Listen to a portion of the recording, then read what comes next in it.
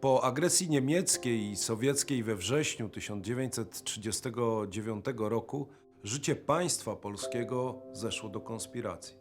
Rząd polski, działający na uchodźstwie, najpierw we Francji, a później w Londynie, kontynuował działalność władz państwowych z lat 1918-1939. Jeszcze w roku 1939 w podziemiu odtworzono struktury władzy cywilnej oraz siłę zbrojną. Od 14 lutego 1942 roku była nią Armia Krajowa, następczyni Służby Zwycięstwu Polski i Związku Walki Zbrojnej. Armia Krajowa powstała na mocy rozkazu naczelnego wodza polskich sił zbrojnych generała Władysława Sikorskiego. Przemianowanie ZWZ na AK było ważnym krokiem w drodze do scalenia zbrojnej konspiracji niepodległościowej.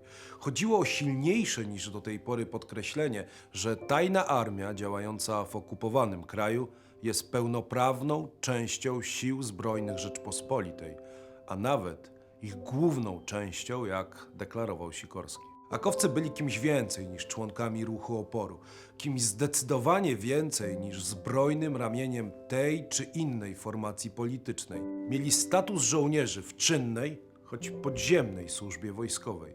Składali przysięgę bezwzględnego posłuszeństwa prezydentowi Rzeczpospolitej Polskiej i rozkazom naczelnego wodza. Armia Krajowa była ogólnonarodowa, apolityczna, oparta na zasadach prawa i legalizmu. To w dużej mierze na tym polegał jej unikatowy charakter. Przemianowanie Związku Walki Zbrojnej na Armię Krajową miało także wymiar symboliczny. Wyraźnie ukazywało, że istnieją trzy części polskich sił zbrojnych. Armia Polska na zachodzie, Armia Polska w Związku Sowieckim i Armia Krajowa.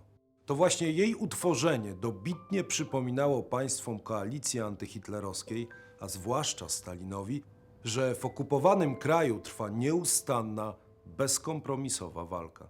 Armia Krajowa była głównym elementem scalającym społeczeństwo, namacalnym dowodem, że państwo polskie istnieje i ma swój legalny rząd w Londynie, któremu jest podporządkowana. Żołnierze Armii Krajowej walczyli o odzyskanie niepodległości Polski, prowadząc akcje zbrojne i sabotażowe. Kulminacją wysiłku zbrojnego AK było zorganizowanie ogólnokrajowego powstania, które miało udowodnić Armii Czerwonej, że wkracza na polskie ziemie.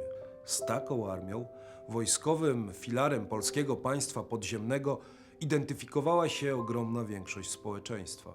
Formacja ta potrafiła zrzeszyć Polaków w najtrudniejszym możliwym momencie. W AK znaleźli miejsce przedstawiciele wszystkich warstw społecznych i ludzie o przeróżnych poglądach politycznych. Piłsudczycy, PPS-owcy, ludowcy, chadecy, duża część narodowców. Mieli odmienne wizje powojennej Polski, ale wszystkim bliskie były idee niepodległości i wolności. Warto również podkreślić, że z powstaniem Armii Krajowej wiąże się również najbardziej rozpoznawalny symbol polskiego podziemia – kotwica Polski walczącej. Ten prosty, ale genialny w swej wymowie znak kojarzy dziś każdy Polak, pomimo że upłynęło już aż 80 lat od jego upowszechnienia. Dziś Armia Krajowa jest patronką wielu ulic i szkół. Jej żołnierzom stawiane są pomniki, a spadkobiercami jej tradycji bojowych są Wojska Obrony Terytorialnej, którym dziękujemy za codzienną służbę. AK jest także przykładem heroizmu, dyscypliny czy też skuteczności działania. Armia Krajowa zasługuje na najwyższe wyrazy czci, a jej żołnierze zasługują na wieczną cześć i pamięć.